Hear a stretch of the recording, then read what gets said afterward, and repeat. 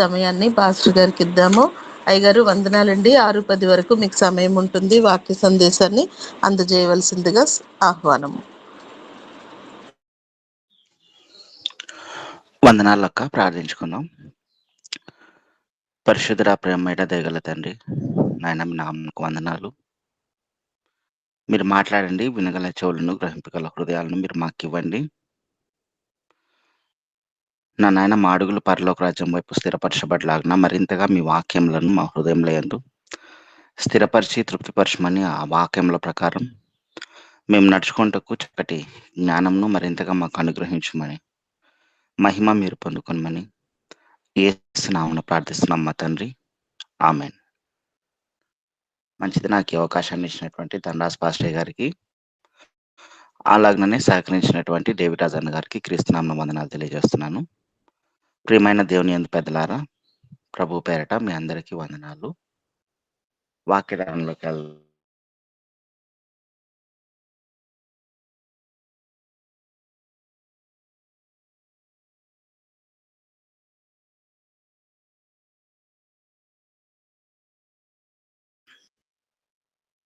క్షమించండి, ఎగ్జిట్ అయినట్టుంది. ఓకే, వాక్యదానంలోకి వెళ్దాం.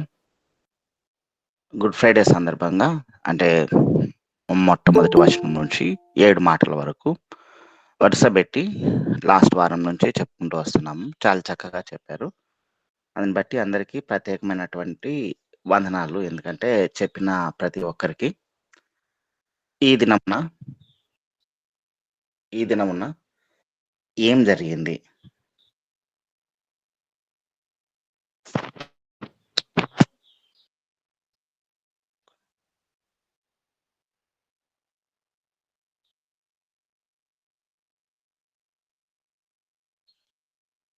ఈ దినమున ఏం జరిగింది అంటే యేసుక్రీస్తు ప్రభుల వారు మరణించిన సమయం నుంచి పునరుత్థానుడిగా లేచే సమయం వరకు ఏం జరిగింది అనే విషయం మీద మాట్లాడమని చెప్పేసి పెద్దలు నిర్ణయించారు.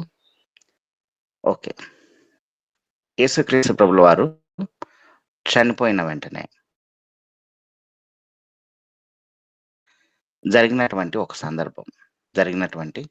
సందర్భం. ఈ సందర్భం చెప్పే ముందు యోబు గ్రంథం 1వ అధ్యాయం 20వ వచనం, ఫాస్ట్గా అక్క. యోబు గ్రంథం 1వ అధ్యాయం 20వ వచనం.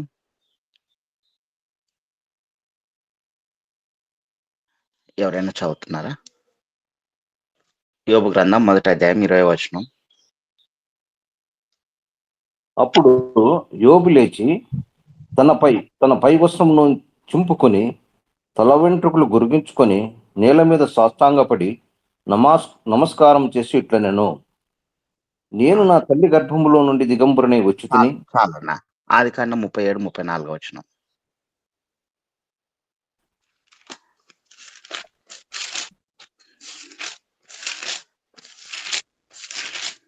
37-34 వచనం. యాకోబు తన బట్టలు చింపుకొని కట్టుకొని అనేక దినములు తన కుమారుని నిమిత్తము అంగలార్చుచుండగా అతని కుమార్తెలందరూ అతన్ని ఓదార్చుటకు. యోబు గ్రంథం 1వ అధ్యాయం 20వ వచనంలో కానీ, ఆదికాండం 37వ అధ్యాయం 34వ వచనంలో కానీ, 2వ సమూయేలు గ్రంథం 13వ అధ్యాయం 31వ వచనంలో కానీ, ఇలా ఇంకా చాలా వచనాలు ఉన్నాయి.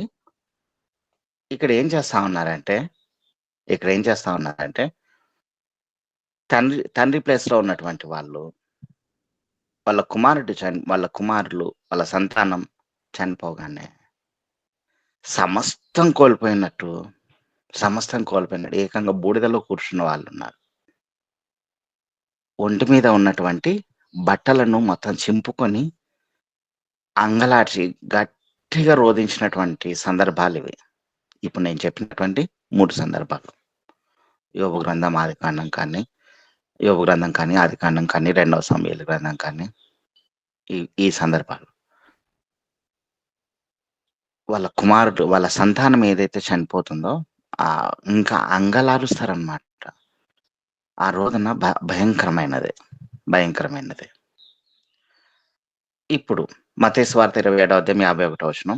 యేసుక్రీస్తు ప్రభుల వారు చనిపోయిన తర్వాత జరుగుతున్నటువంటి సన్నివేశం. 27:51. 50లో ఆయన ప్రాణం విడిచాడు. 51లో అప్పుడు దేవాలయపు తెర పై నుండి క్రింది వరకు రెండుగా చినిగెను.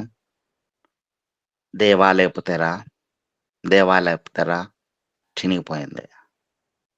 ఎలా చినిగిందో తెలుసా? భూకంపం వచ్చింది. కొండలు బద్దలయ్యాయి. భూమి వణికింది. నిద్రించిన అనేకులు లేచారు. దేవాలయపు తెర వీటన్నిటికంటే ముందే ఎలా చినిగిందో తెలుసా? పై నుండి కిందకు.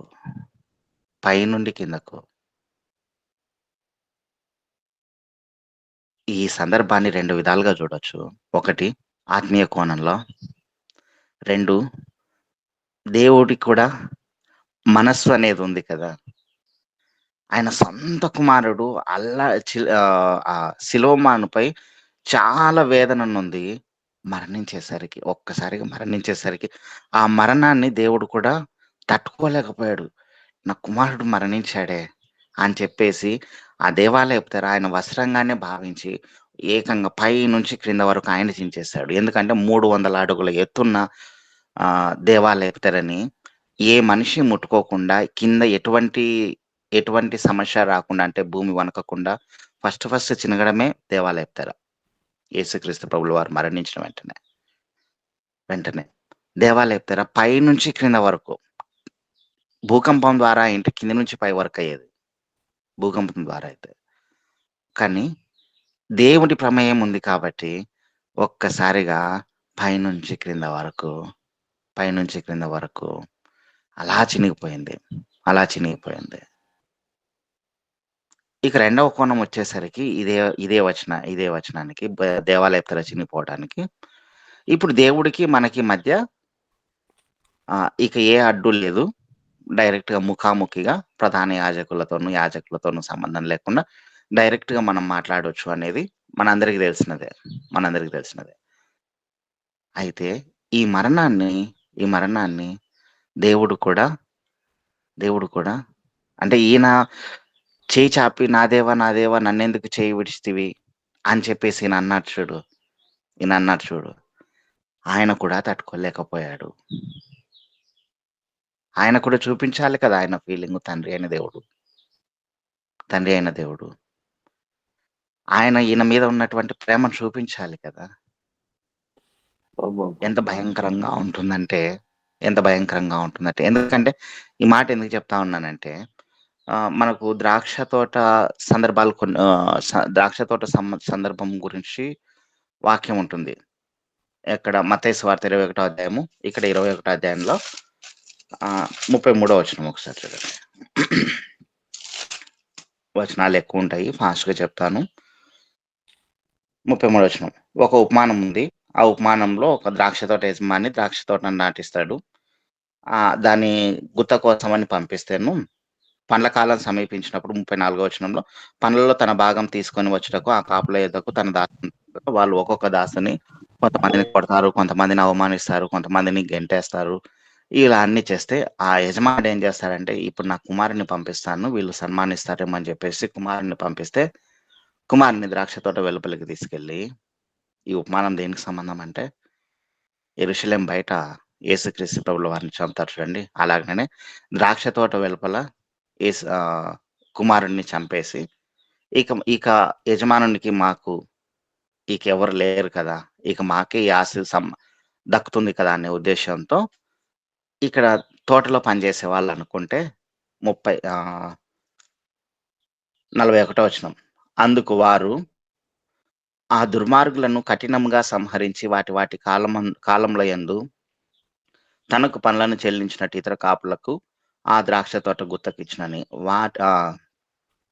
ఇప్పుడు ఏం చేయాలి యజమానుడు అని అడిగితేను, అక్కడ ఉన్నటువంటి శిష్యులందరూ చెప్తున్నటువంటి ఆ దుర్మార్గులను కఠినంగా శిక్షించి, యజమానుడు వచ్చినప్పుడు ఎంతగా అయితే ఆయన ఏడ్చాడో, తండ్రి అయినటువంటి దేవుడు, కుమారుడు అయినటువంటి దేవుడు ఎంతగా అయితే వాళ్ళు ఆ శిలువ మరణం అప్పుడు ఎడబాటు పొందుకొని వాళ్ళ ప్రేమను మనకు భయంకరంగా చూపించారో, అంతకంటే భయంకరంగా ఆ దుర్మార్గులను కఠినంగా సంహరించే రోజు ఒకటొస్తుంది. జాగ్రత్త. ఆ రోజుకి జాగ్రత్త. సరే. ఇక తర్వాత తెర పైనుండి క్రింది వరకు చినిగింది. పైనుండి క్రింది వరకు చినిగింది. ఆ తర్వాత భూమి వణికింది. భూమి వణికింది. బండలు బద్దలైపోయాయి. భూమి వణికింది. బండలు బద్దలైపోయాయి. 51 వచనం 27, 51. భూమి వణికింది. బండలు బద్దలైపోయాయి. యేసుక్రీస్తు ప్రభుల వారు మరణించిన వెంటనే గడిచిన దినాల్లో చెప్పుకున్నాం. ఎందుకు ఆయనకు విశ్రాంతి అవసరమైంది అనేదానికి ఎందుకు విశ్రాంతి అవసరమైంది అనే విషయం మీద మనం చెప్పుకున్నాము. అది చెప్పట్లేదు ఇప్పుడు. యేసుక్రీస్తు ప్రభుల వారు మరణించిన వెంటనే జరిగినటువంటి సందర్భం. ఇప్పుడు భూమి వణకడం కంటే ముందు, ఈ తెర చిన్నగడం కంటే ముందు చనిపోయాడా లేదా తెలుసుకోవటానికి అక్కడ ఉన్నటువంటి వాళ్ళ సైనికులు బల్లెంతో ఒక పోటు పొడుస్తారు. ఆయన పక్కలో పొడిస్తే రక్తము, నీళ్లు అలా కారిపోతాయి. అంటే చివరి రక్త బొట్టు వరకు కార్చాడు అని చెప్పడానికి ప్రూఫ్. కారిపోతాయి.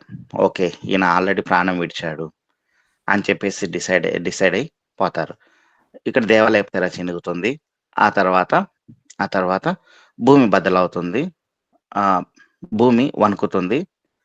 బండలు బద్దలైపోతాయి. ఇది ప్రపంచవ్యాప్తంగా జరిగినటువంటి సందర్భం. అంటే అక్కడ ప్రపంచం అంతా వచ్చినటువంటి భూకంపం కాదు.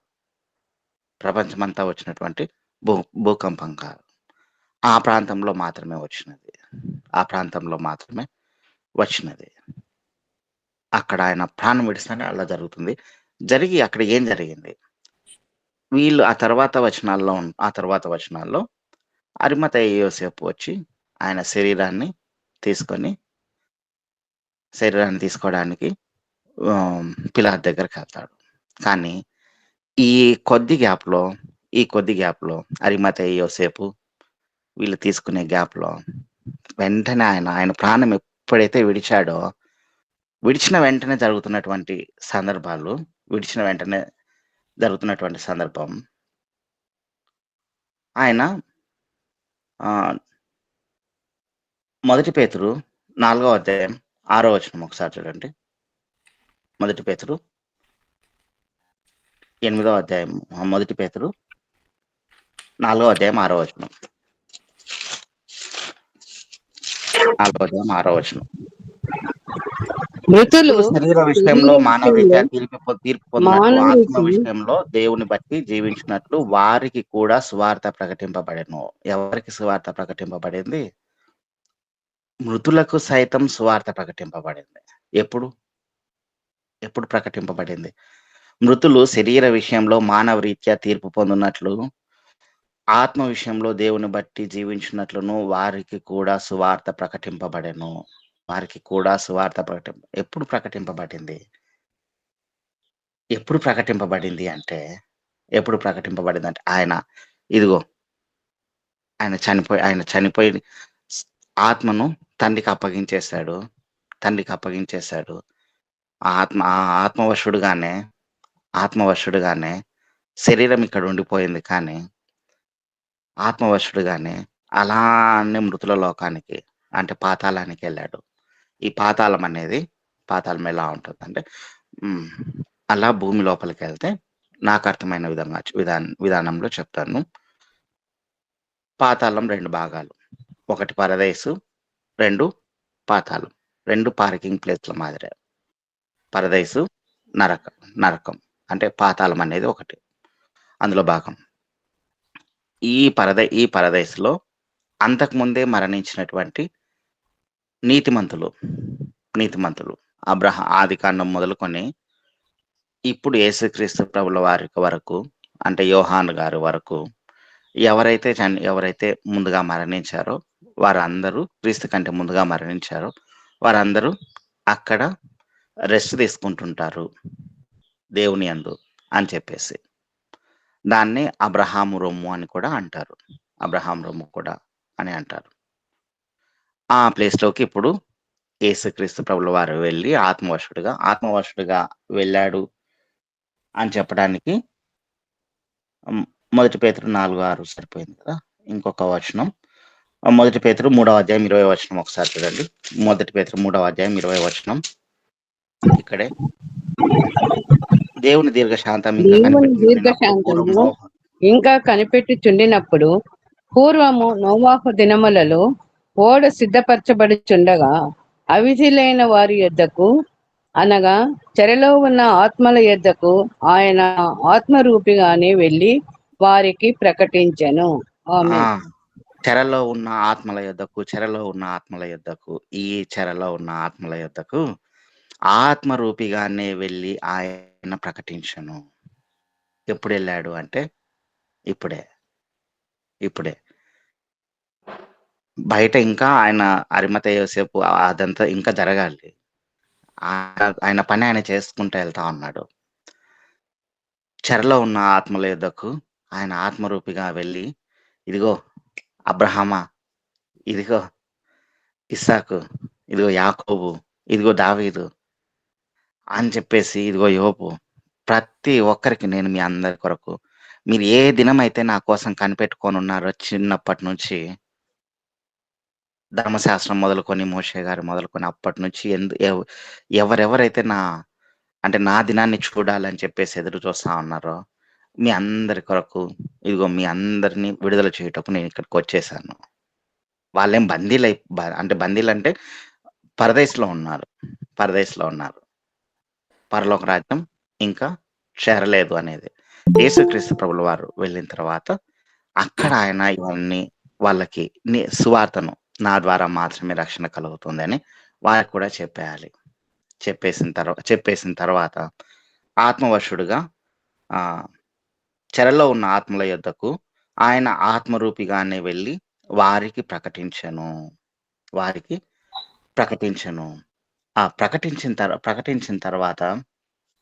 ప్రకటించిన తర్వాత ఇంకొక వచనం కూడా దీన్ని సపోర్ట్ చేయడానికి ఎఫెసీ గ్రంథం 4వ అధ్యాయం 8-9 వచనాలు ఒకసారి చూడండి. ఫాస్ట్ గా ఉంటుంది, చాలా ఎక్కువ ఉన్నాయని చెప్పేస్తున్నాను. ఎఫెసీ గ్రంథం 4వ అధ్యాయం 8-9 వచనాలు. అందుచేత ఆయన ఆరోహణమైనప్పుడు చెరగా పట్టుకొని పోయి మనుషులకు ఈవులను అనుగ్రహించినని చెప్పబడి ఉన్నది. ఆరోహణమాయనగా ఆయన భూమి యొక్క క్రింది భాగములకు దిగననియు అర్థమిచ్చుచున్నది కదా. ఆమేన్. ఆరోహణమయ్యాడు అని చెప్పేసి అనుకుంటాం కదా. అంటే పైన కాదు, కింద పుట్నోట్లో ఉంటుంది చూడండి. క్రింది భాగంలో కొనేదానికి పుట్నోటు మొదట అని ఉంటుంది. అంటే మొదట క్రిందికి దిగిపోయాడు, తర్వాత ఆరోహణం అయిపోయాడు అనేదాన్ని వాళ్ళు అలా చెప్పారు అని. అందుచేత ఆయన ఆరోహణమైనప్పుడు చెరగా పట్టుకొని పోయి మనుషులకు ఈవులను గ్రహించినని చెప్పబడి ఉన్నది. ఆరోహణమాయనగా ఆయన భూమి యొక్క క్రింది భాగంలోకి దిగిననియో అర్థమిచ్చున్నది కదా. అలా క్రిందకెళ్ళి వాళ్ళందరికీ సువార్త ప్రకటించి అలా పైకి తీసుకొని వచ్చాడు. చెరగా పట్టుకొని వచ్చేసాడు అని చెప్పే ఉద్దేశంతో ఈ మాటలు ఇలా ఇదే మరి ఎక్కడ ఉంటుందంటే మళ్ళీ ప్రకటన గ్రంథం అప్పుడు కూడా ఒక చిన్న, ఎందుకంటే దీన్ని అలా ఆయన దిగి వెళ్ళాడు అని చెప్పడానికి ప్రకటన గ్రంథం 1వ అధ్యాయం 13వ వచనం చూడండి. 13వ వచనం. ఆ దీపస్తంభముల తిరుగగా 7 సువర్ణ దీపస్తంభములను, ఆ దీపస్తంభముల మధ్యను మనుష్య కుమారుని పోలిన యోహాన్ గారు ఆత్మవశుడై మనుష్య కుమారుని ఆల్రెడీ ఆయన యేసుక్రీస్తు ప్రభుల వారి శిష్యుడుగా ఉండినప్పటి నుంచి చూస్తా ఉన్నాడు. ఆ యేసుక్రీస్తు ప్రభుల వారిని పోలిన ఒక మనుష్య కుమారుని ఆయన చూశాడు. ఎందుకంటే ఆత్మవశుడుగా ఉన్నాడు కదా, ఫుల్ ప్లేడ్జెడ్గా అనేది కనపడదు. కనపడలేదు అంతే. ఎందుకంటే ఆయన నన్ను చూడలేడు అన్నట్టు. ఓకే. ఆయనను చూసి ఇక ఆయనను వర్ణిస్తా ఉన్నాడు యేసుక్రీస్తు ప్రభుల వారిని. 18వ వచనంలో నేను యేసుక్రీస్తు ప్రభుల వారు చెప్తా ఉన్నారు ఇప్పుడు. నేను మొదటి వాడును, కడపటి వాడును, జీవించి వాడును, మృతుడనైతిని గాని ఇదిగో యుగములు సజీవుడని ఉన్నాను. మరియు మరణం యొక్కయు పాతాళం యొక్కయు తాళపు చెవులు నా స్వాధీనంలో ఉన్నాయి. ఇదిగో పాతాళంలోకి వెళ్ళడానికి కూడా నాకు అధికారం ఆ శిలువ మరణం ద్వారా మనిషిగా ఉన్నప్పుడు వెళ్ళలేదు. కానీ ఎప్పుడైతే అక్కడ నేను బలియాగం అయ్యానో ఆత్మవశునిగా అక్కడికి వెళ్ళి ఆ తాళపు చెవులు కూడా నా చేతిలోనే ఉన్నాయి. ఇలా వెళ్ళి ఎందుకు అక్కడి వరకు వెళ్ళాల్సి వచ్చిందంటే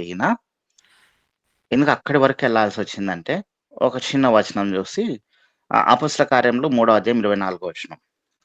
అపొస్తల కార్యంలో 3వ అధ్యాయం 24వ వచనం.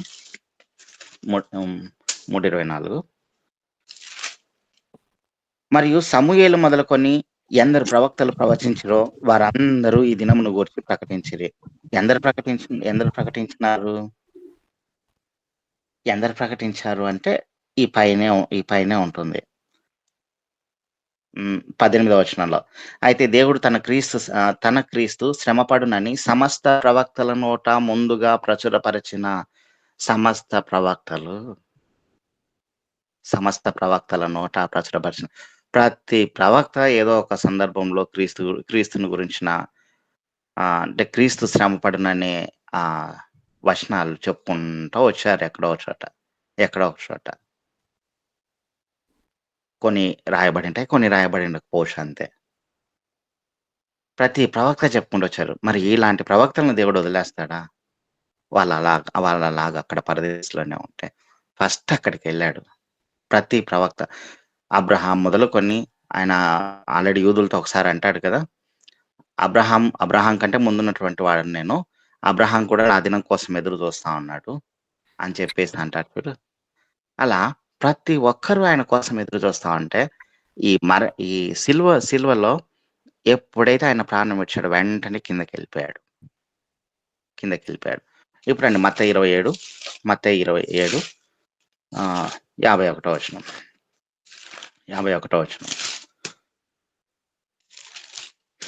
27:50 దేవాలయ తెరపై నుండి క్రిందికి 2గా తిరిగాను, భూమి వణికెను, బండలు బద్దలైన. ఎందుకంటే ఆయన క్రిందకి వెళ్ళిపోయాడు. వెంటనే భూమి వణికింది, బండలు బద్దలైపోయాయి.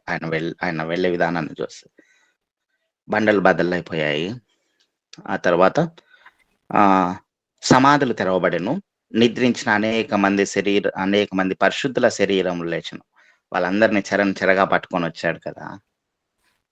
నిద్రించినటువంటి అనేక మంది పరిశుద్ధుల శరీరములు లేచారు.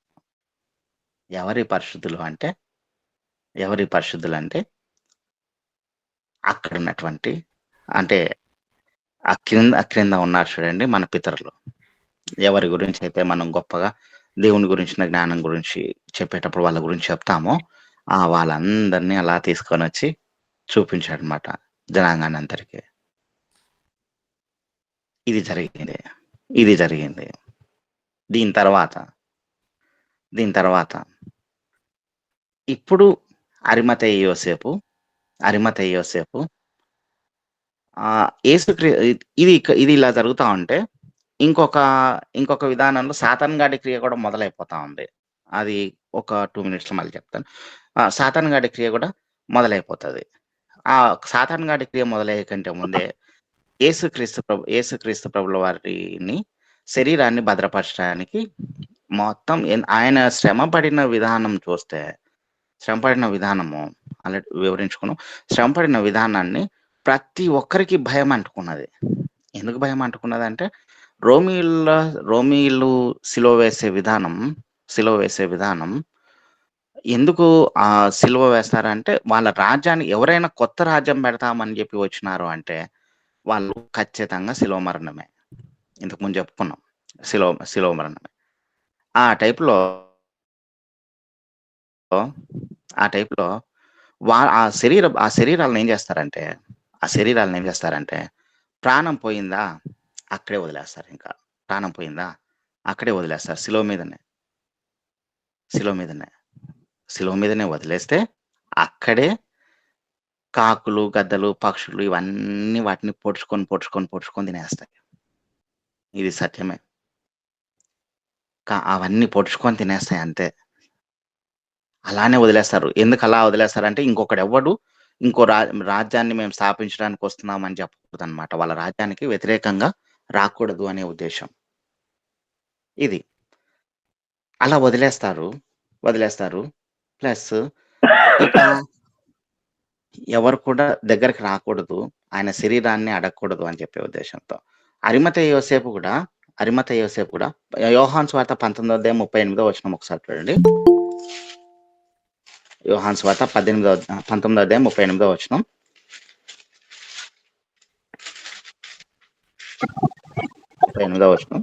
అటు తరువాత యూదుల భయము వలన రహస్యముగా యేసు శిష్యుడైన అరిమతయి యోసేపు తాను యేసు దేహమును తీసుకొని పోవుటకు పిలాతునొద్ద సెలవడిగాను. పిలాతు సెలవిచ్చెను. అరిమతయి యోసేపు ఫస్ట్ లైన్ లోనే ఉంటుంది. యూదుల భయం వలన శిష్యులు కూడా వాళ్ళ దగ్గరికి వెళ్ళలేకపోయి. ఎందుకంటే ఎవరైతే సపోర్ట్ చేస్తారో అలాగూ సిలువ వేయబడినటువంటి వ్యక్తులకు వారికి కూడా సేమ్ శిక్ష వేయాలి. వారికి కూడా మళ్ళా సిలువ వేసేస్తారు. ఎందుకంటే ఆ రాజ్యాన్ని స్థాపించడానికి నువ్వు కూడా సహాయం చేస్తున్నావా అనే ఉద్దేశంతో ఎవరు ఆ రాజ్యాన్ని స్థాపించడానికి రాకూడదు, సహాయం చేయడానికి వస్తున్నాడు అంటే వెంటనే వాడికి అదే శిక్ష వేయాలి. అందుకోసం మాత్రమే కాకుండా ఆ యూదులకు కూడా భయపడిపోయారు జనాంగం అందరూ. అయితే అరిమతయి యోసేపు ఒక మారు మనం చెప్పుకున్నాం తెగించి అడిగాడు. మార్కు సువార్త 15:43 వచనం. మార్కు సువార్త 15:43 వచనం. సాయంకాలం అయినప్పుడు అరిమతయి యోసేపు తెగించి పిలాతు వద్దకు వెళ్ళి యేసు దేహం తనకిమ్మని అడిగాను. అరిమతయి యోసేపు ప్రాణాలకు సైతం తెగించి ఏదైతే అదైంది, చచ్చిపోతే చచ్చిపోతాను అంతే, వెళ్ళి యేసుక్రీస్తు ప్రభుల వారి శరీరాన్ని నేను అడగాలి, ఆయన అలా శిలువ మీద ఉంటే నేను చూడలేకపోతా ఉన్నాను అని చెప్పేసి వెళ్ళి, ఎందుకంటే అక్కడే ఉంటే ఇదిగో ఆ కాకులు, గద్దలు అవన్నీ పొడుచుకొని తినేస్తాయి ఆ శరీరాన్ని. అది జరగకూడదు, నా ప్రాణం పోయినా సరే అని చెప్పేసి పిలాతు దగ్గరకు ధైర్యం తెచ్చుకొని పిలాతు దగ్గరికి వెళ్ళాడు. ధైర్యం తెచ్చుకొని యూదులకు భయపడకుండా వెళ్ళి ఆ శరీరాన్ని అడిగాడు. పిలాతు పక్కన ఉన్నటువంటి శతాధిపతిని పిలిచి, నిజమేనా ఆయన చనిపోయాడా అని అడిగితే, అవునండి చనిపోయాడు అని చెప్పంటారు. ఈ సువార్తలు రాయబడదు, కానీ ఇంకో సువార్తలో శతాధిపతి ఇక్కడే ఉంటుంది చూడండి. 44 వచనం. పిలాతు ఆయన ఇంతలోనే చనిపోయినా అని ఆశ్చర్యపడి ఒక శతాధిపతిని తన ఎదురుకు పిలిపించి, చనిపోయినా అని అడిగితే చనిపోయాడు. 45 వచనం. శతాధిపతి వలన సంగతి తెలుసుకొని యోసేపునకు శవము అప్పగించాను. అంటే శతాధిపతిని అడిగి కన్ఫర్మ్ చేసుకొని, ఓకే ఇంక ఇచ్చేయండి ఆ శవంను అని చెప్పేసి ఆయన అన్నాడు. ఆ దేహాన్ని అప్పగిస్తానే వెంటనే వీళ్ళు దాన్ని భద్రపరిచేసి నారబట్ట అవన్నీ చుట్టేసి సుగంధ ద్రవ్యములను అంటించి ఆ దేహంను తీసుకొని వచ్చి ఎవరు తొలిపించని ఒక శవంలో భద్రపరిచారు. ఒరిజినల్ గా జరగాల్సిన పద్ధతి ఎలాంటిదో తెలుసా? అలానే శవాన్ని వదిలేయడం ఒక పద్ధతి. లేదు, మరణించలేదనుకో, సాయంకాలం వరకు ఆ శవం అక్కడ ఉండడానికి లేదు. ద్వితీయోపదేశకాండం 21వ అధ్యాయం 22వ వచనం ఒకసారి చూడండి. ద్వితీయోపదేశకాండం 21వ అధ్యాయం 22వ వచనం. 21వ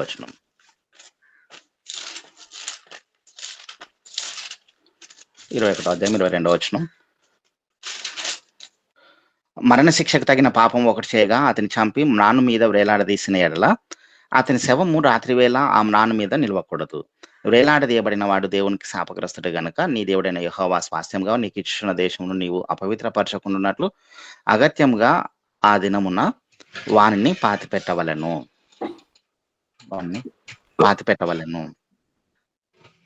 ఎవరైతే శిలువ మరణంపై అలా ఉంటారో, అలా మరణిస్తారో వాళ్ళను నువ్వు అలా రాత్రి అంతా వదలడానికి లేదు చనిపోకపోతే. ఒకవేళ చనిపోయింటే ఆ శవాన్ని అలా వదలడానికి లేదు. క్రిందకి దించి పాతిపెట్టాలి. కానీ రోమియోల ప్రకారం ఎలా ఉంటుందంటే రోమ సామ్రాజ్యం ప్రకారం ఒకవేళ మనిషి చనిపోలేదనుకో వాళ్ళ కాళ్ళను విరగ్గొట్టి, అందుకే యేసుక్రీస్తు ప్రభుల వారి కాళ్ళను విరగ్గొట్టలేదు. ఆయన ఎముకలో ఒక ఎముక కూడా యోహాను సువార్తలో రాయబడి ఉంటది కదా! ఒక ఎముక కూడా విరవబడలేదు అని. కానీ ఈ పక్కన ఉన్నటువంటి ఇద్దరు దొంగల ఎముకలు విరవబడ్డాయి. విరిచి ఎలా పాతిపెడతారో తెలుసా? చచ్చిపోయిన తర్వాత. అయితే శిలోమాను మీద, లేదంటే ఒక దిబ్బ ఉంటుంది. అంటే ఊరికే శవంలను తీసుకొని రావడం, ఆ దిబ్బలో పడేయడం. అంటే సపరేట్‌గా అంటూ ఏముండదు. అంటే వాళ్ళని సపరేట్‌గా ఒక్కొక్కరిని ఒక్కో చోట పాతిపెడదాం అనేది ఉండదు. ఆ శవాల దిబ్బలో అలా పడేయడం అంతే. ఇదే జరుగుతుంది కదా అని చెప్పేసే వదిలేశారు. అక్కడ ఉన్నటువంటి ప్రధాన యాజకులు కానీ, కొంతమంది యూదులు కానీ, శాస్త్రులు కానీ, పరిసయ్యులు కానీ ఇదే జరుగుతుంది కదా అని చెప్పేసి వదిలేశారు. అయితే ధైర్యం తెచ్చుకొని ఒక మనిషి ఎళ్లి ఆ దేహాన్ని అడిగి ఇప్పించుకొని ఒక స్థలంలో భద్రపరిచే విధానము, దానికి సాక్షులు, శతాధిపతులు, కావలి వారిని ఉంచడము, ఇవన్నీ చేసేసరికి సాతాను గాడి క్రియ ఎలా మొదలవుతా ఉందంటే, సాతాను గాడి క్రియ మత్తయి సువార్త 27వ అధ్యాయం 62వ వచనం చూడండి.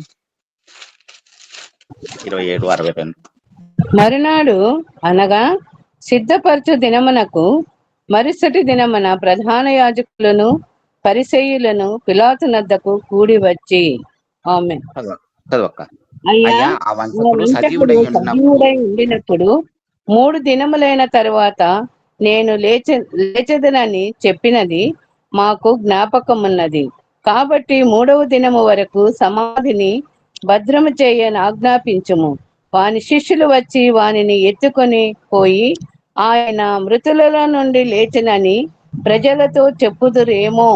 అప్పుడు మొదటి వంచన కంటే కడపటి వంచన మరీ చెడ్డదయ్యుండునని చెప్పిరి. ఆమేన్. యేసుక్రీస్తు ప్రభుల వారిని ఎప్పుడైతే సమాధిలో భద్రపరిచారు అని చెప్పేసి తెలిసిందో, వెంటనే వీళ్ళకి సాతాను గాడి క్రియ కూడా మొదలవ్వాలి కదా! అయ్యో! ఇప్పుడు ఆయనను ఆడనే ఉంటే కాకులు, గద్దలు తినేసి వెళ్ళిపోతాయి, అదంతా చూస్తారు. తర్వాత జనాంగము తర్వాత పరిస్థితి వేరేలా ఉంటుంది అని చెప్పేసి అనుకున్నామే. అది కాదు. ఆయనను తీసుకొచ్చి భద్రపరిచారు. ఆ మాట నిజం చేసేలాగే ఉన్నారు వీళ్ళు. అంటే ఆ మాట అది సత్యమే. ఆ మాటని ఇంకా జనాలు ఎక్కువగా విస్తరించేలాగా ఉంది. కాబట్టి దాన్ని ఏ విధంగా అయినా కూడా మారుద్దాం అనే ఉద్దేశంతో వెంటనే వెళ్ళి చనిపోయిన తర్వాత కూడా వదలలేదు. యేసుక్రీస్తు ప్రభుల వారు మరణించిన తర్వాత కూడా వదలలేదు. వదలక కావలి వారిని అదే పనిగా మళ్ళీ ఎక్కువగా డబ్బులిచ్చి మరి ద్రవ్యం ఇచ్చి మరి కావలి వారిని మరీ ఎక్కువగా పెట్టారు. అయినా కూడా ఆయన తిరిగి లేవడాన్ని ఎవరు ఆపలేరు. అయినా కూడా వీళ్ళు ఎలా చేస్తా ఉన్నారంటే 13వ వచనం చూడండి. 28వ అధ్యాయం 13వ వచనం. 28వ అధ్యాయం 13వ వచనం. ఆ సైనికులకు చాలా ద్రవ్యం ఇచ్చి మేము నిద్రపోవచుండగా అతని శిష్యులు రాత్రి వేళ వచ్చి అతన్ని ఎత్తుకొని పోయిరని మీరు చెప్పుడి. 15. అప్పుడు వారు ఆ ద్రవ్యము తీసుకొని తమకు బోధింపబడిన ప్రకారము చేసిరి. ఈ మాట యూదులలో వ్యాపించి నేటి వరకు ప్రసిద్ధమై ఉన్నది. ఆమేన్. ఆ రోజు డబ్బులు తీసుకొని, ఎందుకంటే ఎలాగైనా సాతాను గాడు ఆపాలి. వాడి ప్రయత్నం వాడిది. మరణాన్ని ఆపలేకపోయాడు. ఆయన పునరుత్థానాన్ని ఆపలేకపోయాడు. అయితే రాంగ్ మెసేజ్ మాత్రం ఖచ్చితంగా వ్యాప్తి చెందేలా చేయాలి అని చెప్పేసి అదే పనిగా ఎక్కువ ద్రవ్యం ఇచ్చి ఉన్నటువంటి కావలి వారి చేత చెడ్డ సాక్ష్యం ఇప్పించి ఈనాటికి కూడా ఆయన లేపబడలేదు, ఆయన ఇదిగో ఆయనను వాళ్ళ శిష్యులు ఎత్తుకొని వెళ్ళిపోయారు అని చెప్పే మాటను అంటే వ్యాప్తి చెందేలా చేశారు ఈనాటికి. అక్కడ అందుకే ఇప్పటికి కూడా చాలా మంది యూదులు ఇంకా యేసుక్రీస్తు ప్రభుల వారు రాలేదు, మెస్సియా వస్తాడు అని రమ్మని చెప్పి ఇంకా పిలిచే జనాంగం కూడా, ఎదురు చూసే జనాంగం కూడా ఇంకా యూదులలో ఉన్నారు.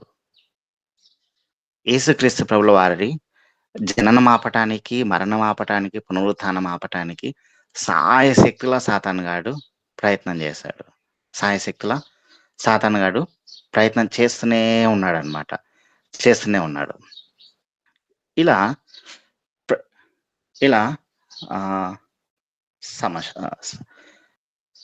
సమయం దాటిపోతా ఉంది. ఓకే, ఇలా ప్రతి సందర్భంలో కూడా యేసుక్రీస్తు ప్రభుల వారిని ఆపడానికి ప్రయత్నం చేస్తా ఉన్నాడు. ఆ సమయాలన్నీ దాటుకొని యేసుక్రీస్తు ప్రభుల వారు రేపటి దినంన పునరుత్థానులుగా మన మధ్యన లేచినట్లు మనం ప్రకటించబోయే సమయం వస్తా ఉంది. యేసుక్రీస్తు ప్రభుల వారు మరణించినటువంటి మరణ సమయం నుంచి పునరుత్థాన సమయం వరకు జరిగినటువంటి సందర్భం ఇది. ఇప్పుడు యేసుక్రీస్తు ప్రభుల వారు ఆయన ఇంతగా శ్రమ పడినది కానీ, సాతానుగాడితో అంత గొప్పగా యుద్ధం జరిగిన విధానం కానీ దేనికోసం అంటే, ఆ దేవాలయపు తెర చినగడం కోసమో, ఆ భూమి బద్దలవడం కోసమో, బండలు బద్దలవడం కోసమో, భూమి వణకడం కోసమో కాదు. ఆయన మన పరలోక రాజ్యాన్ని మన మధ్యన ప్రకటించింది. మనం పరలోక రాజ్యాన్ని చేరాలి అని. ఈ తెర కాకుండా ఉన్న ఒక తెరను చించేశాడా? ఎందుకు ఆ తెరను దేవుని యొక్క వస్త్రంతో పోల్చాను అంటే, ఈ తెర పోయిన తర్వాత దేవుడు ఇంకొక తెరను మనకు పరిచయం చేశాడు. ఆ తెర హెబ్రీ పత్రిక 10వ అధ్యాయము 19-20 వచనాలు ఒకసారి చూడండి. అవి చెప్పి ముగించేస్తాను. హెబ్రీ పత్రిక 10వ అధ్యాయము 19-20 వచనాలు.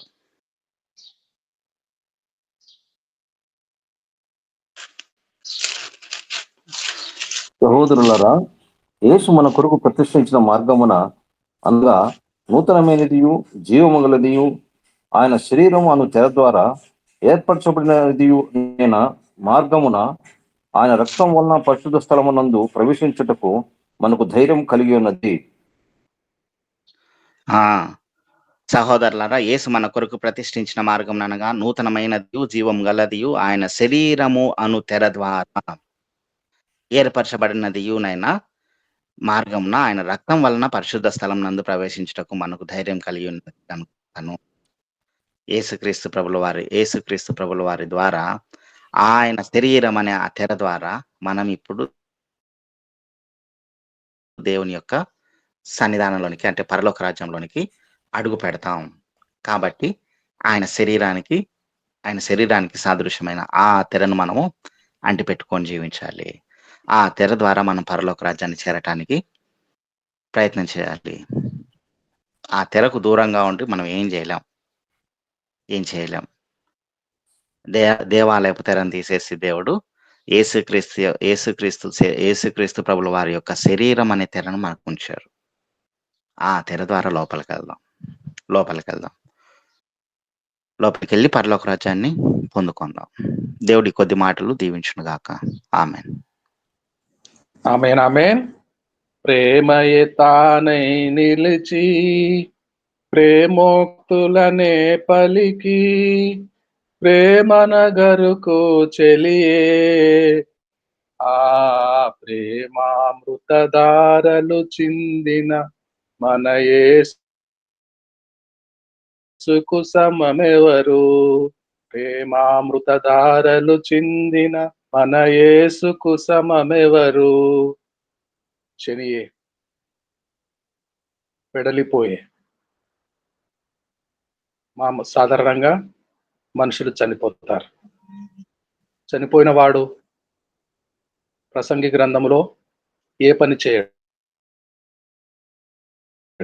కాళ్ళు చేతులు కదపడు, కళ్ళు తెరిచి చూడడు, ముక్కులు వాసన చూడవు, చెవులు వినవు. కంప్లీట్ గా విశ్రాంతిలో ఉంటారు. అయితే మన ప్రభుల వారు చనిపోయిన తర్వాత అసలు పని ప్రారంభమైంది. పాతాళములకు దిగిపోయి పరదేశునకు ఎక్కిపోయి మృతులందరికీ సువార్త ప్రకటించాడు. చెరగా పట్టుకుపోయి మనుషులకు, ఏ మనుషులు? భూమి మీద ఉన్న మనుషులే అనుకుంటాం. అక్కడ ఉన్న మనుషులు పాతాళములో పరదేశులో కూడా మనుషులు ఉన్నారు. మనుషులకు ఈవులు అనుగ్రహించను. వండర్ఫుల్ పాస్టర్ నాగలింగేష్ గారు ఒకసారి కళ్ళు మూసుకొని మీరు బోధించిన బోధ వింటూ ఉంటే కళ్ళకు కట్టినట్టుగా, కన్నులు మూసుకొని వింటూ ఉంటే ఆ కన్నుల నిండా కళ్ళకు కట్టినట్టుగా వర్ణించారు, వివరించారు. ఏమి చేశాడు ఆయన? భూమి మీద కన్ను మూసిన వెంటనే ఇక్కడ కన్ను తెరిచాడు. ఆయన పని భూమి మీద సంపూర్ణమైంది, సమాప్తమైనది. మరుక్షణము పాతాళమందు ప్రారంభమైంది, పరదేశులో ప్రారంభమైంది. మొదట పాతాళము పరదేశు పని ముగిసిన తర్వాత మూడో రోజు ముందు చెప్పినట్టుగా ఆయన మరణించిన శరీరము పునరుత్థానుడై విజయోత్సవముతో తిరిగి లేచిన ప్రభును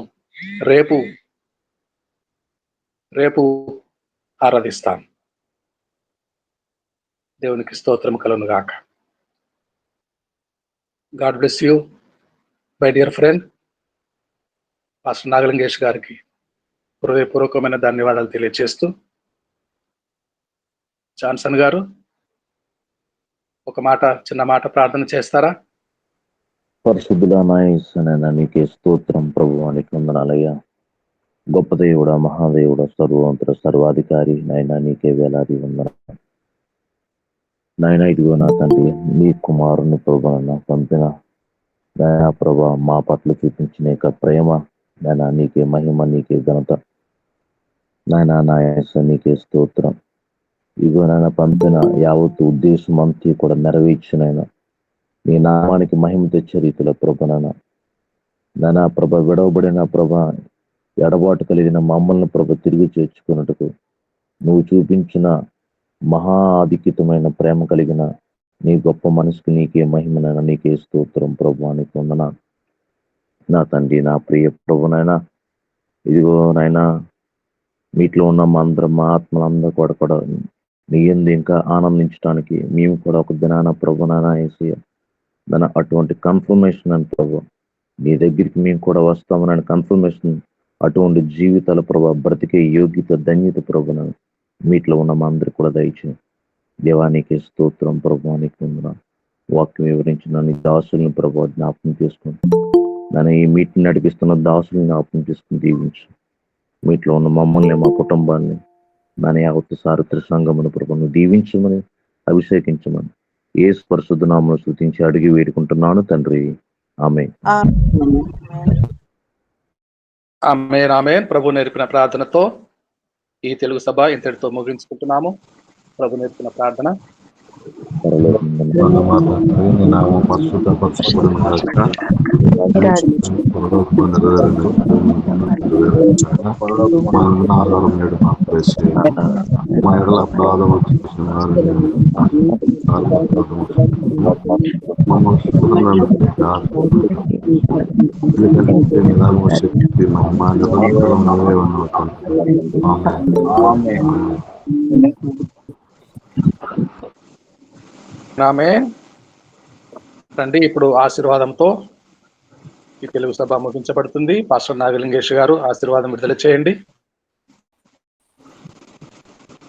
మన పరమ తండ్రి అయినటువంటి దేవుని యొక్క కృపయు, ఆయన కుమారుడైనటువంటి యేసుక్రీస్తు వారి యొక్క ప్రేమయు, పరిశుద్ధాత్మ యొక్క అన్యోన్య సహవాసము ఇప్పుడు కూడి ఉన్న మనకును, మన కుటుంబములకును, మన సంఘములకును, జరగనైనటువంటి హిందీ సెషన్కును, సకల పరిశుద్ధులకును ఇప్పుడును ఎల్లప్పుడూ సదాకాలం తోడైండి నడిపించును కాక.